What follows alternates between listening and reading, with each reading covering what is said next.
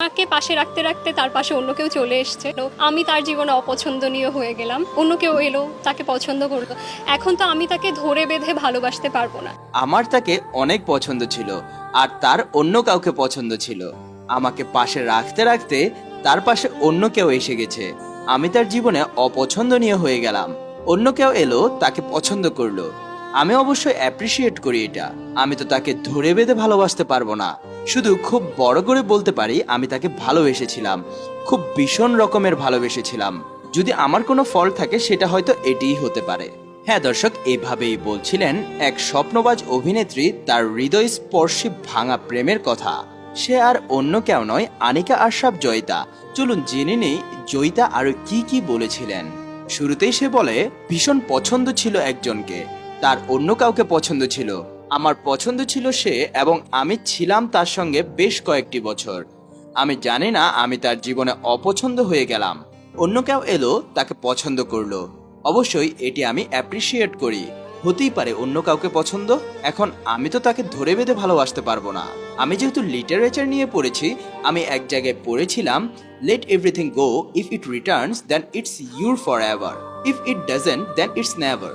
এরপর অভিনেত্রী আরো বলেন, আমি তাকে কখনোই বেঁধে রাখিনি, সবসময় মুক্ত রেখেছি।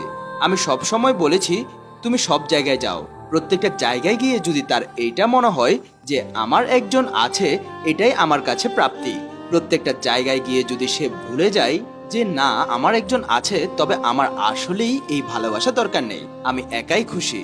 যখন রিলেশনের মধ্যে তাদের ফল্টের কথা জিজ্ঞেস করা হয়, অভিনেত্রী বলেন, খুব বড় ফল্ট হতে পারে আমার এটাই যে আমি তাকে অনেক ভালোবেসেছিলাম, ভীষণ রকমের অন্ধের মতো।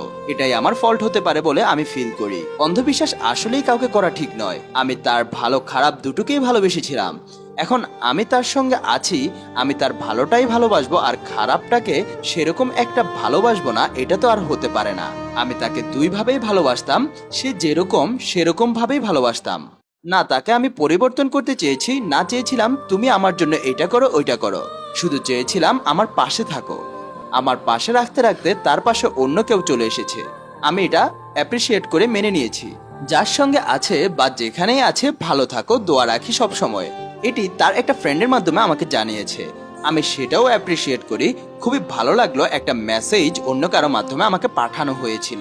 এই অভিনেত্রী আরো বলে, হ্যাঁ একটা মন শক্ত হয়ে গেলে আকাশ ভাঙে না বিষাদময়, কোনো পরিস্থিতিতে আমরা আসলে পড়ি না। আর আমার মনটা এইভাবেই শক্ত হয়ে গিয়েছে। আমরা যখন কাউকে ভালোবাসি মন দিয়ে এবং জীবন দিয়ে ভালোবাসি, কিন্তু একবার যদি কেউ মন থেকে উঠে যায়, আমরা কোনোভাবেই আর সেদিকটাতে তাকাতে পারি না, আর সেদিকে ফিরতেও পারি না, আর কাউকে জীবনে আসতেও দিই না। বগুড়ার মানুষদের নিয়ে কিছু জানতে চাইলে তিনি বলেন, বগুড়ার মানুষদের কিছু গুণ আছে ভীষণ ভালো, এই গুণগুলো সবার মাঝে থাকা উচিত। তারা খুবই স্মার্ট হয় সব ক্ষেত্রেই। ভালোবাসলে সম্পূর্ণ রূপটা দিয়ে ভালোবাসবো, আর যদি তুমি গুরুত্ব দিতে না পারো, তোমাকে আমি অপমান করব না বা অপদস্থ করব না, চুপচাপ আমি আমার মতো সরে আসব, তোমাকে আমার জীবনে আর ঢুকতেও দিব না। এই অভিনেত্রী বলেন, তারপর থেকে তিনি ক্যারিয়ারে ফোকাস করতে শুরু করেন। ক্যারিয়ারে ফোকাস করার সময় অনেকের প্রতি অ্যাট্রাকশন অ্যান্ড অ্যাফেকশন কাজ করতে শুরু করে, কিন্তু তিনি এটাকে আর বাড়তে দেয়নি, কারণ তিনি নাকি বুঝে গিয়েছেন কেউ থাকে না, সবাই চলে যান। দর্শক, আপনাদের কি মনে হয়? অবশ্যই আপনাদের গুরুত্বপূর্ণ মতামত আমাদেরকে কমেন্ট করে জানিয়ে